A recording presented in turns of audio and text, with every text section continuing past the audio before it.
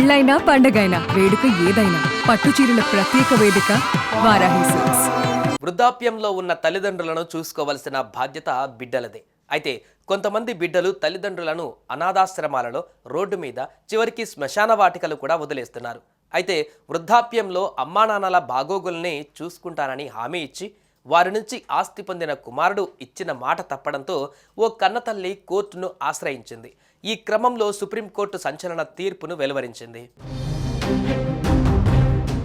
తల్లిదండ్రుల సంరక్షణ, పోషణ నైతిక, చట్టపరమైన బాధ్యతగా పేర్కొంటూ దేశ అత్యున్నత న్యాయస్థానం కీలక నిర్ణయం తీసుకుంది. తల్లిదండ్రులను చూసుకోవడం పిల్లల నైతిక బాధ్యత మాత్రమే కాదు, న్యాయపరమైన బాధ్యత కూడా అని సుప్రీంకోర్టు స్పష్టం చేసింది. తల్లిదండ్రులను కాపాడుకోవడం ఆర్థిక బాధ్యత మాత్రమే కాదు, సామాజిక నైతిక బాధ్యత అని, దానిని నెరవేర్చడం పిల్లల బాధ్యత అని కోర్టు పేర్కొంది. ఆ బాధ్యతను విస్మరించిన కూతురు, కుమారులకు తల్లిదండ్రుల ఆస్తిని పొందే హక్కు లేదని కోర్టు తేల్చి చెప్పింది. మధ్యప్రదేశ్లోని చిత్తార్పూర్కు చెందిన ఓ వృద్ధురాలు తన కుమారుడిపై కోర్టుకెక్కారు. తమ ఆస్తిలో కొంత భాగం ఇప్పటికే గిఫ్ట్ డీడ్ కింద కొడుకుకు కట్టబెట్టామని చెప్పారు. జన్మనిచ్చిన తమను కొడుకు సరిగా చూసుకోవడం లేదని, కొడుకు ప్రేమాభిమానాలు నోచుకోవడం లేదని వాపోయింది. ఆస్తి కోసం కొడుకు తమను వేధిస్తున్నాడని ఫిర్యాదు చేసింది. కొడుకుకు ఇచ్చిన గిఫ్ట్ డీడ్ను రద్దు చేసి ఆ ఆస్తిని తమ హక్కుగా పునరుద్ధరించాలని కోరింది. ఈ కేసును విచారించిన justice CT Ravikumar, justice Sanjay Karol ధర్మాసనం ఆ కుమారుడికి ఇచ్చిన గిఫ్ట్ డీడ్ను రద్దు చేసింది. అనంతరం ఆస్తిపైన వృద్ధుల హక్కును పునరుద్ధరించింది. ఈ సందర్భంగా ధర్మాసనం కీలక వ్యాఖ్యలు చేసింది.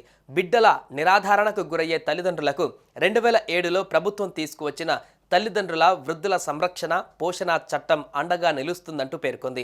ఈ చట్టం ప్రకారం ఏర్పాటైన ట్రిబ్యునల్లు కన్నవారిని పట్టించుకోకుండా నిర్లక్ష్యంగా వ్యవహరించిన బిడ్డల విషయంలోనూ సత్వర విచారణ జరుపుతామని పేర్కొంది. ఇలాంటి వివాదాలలో తల్లిదండ్రులు తమ పిల్లలకు ఇచ్చిన ఆస్తిపై యాజమాన్య హక్కులు తిరిగి వాళ్లకే దక్కేలా ఆశించే అధికారం ఆ ట్రిబ్యునల్లకు ఉంటుందని న్యాయస్థానం స్పష్టం చేసింది. తద్వారా వృద్ధులైన తల్లిదండ్రులకు ఆర్థికపరమైన భరోసా లభిస్తుందని పేర్కొంది.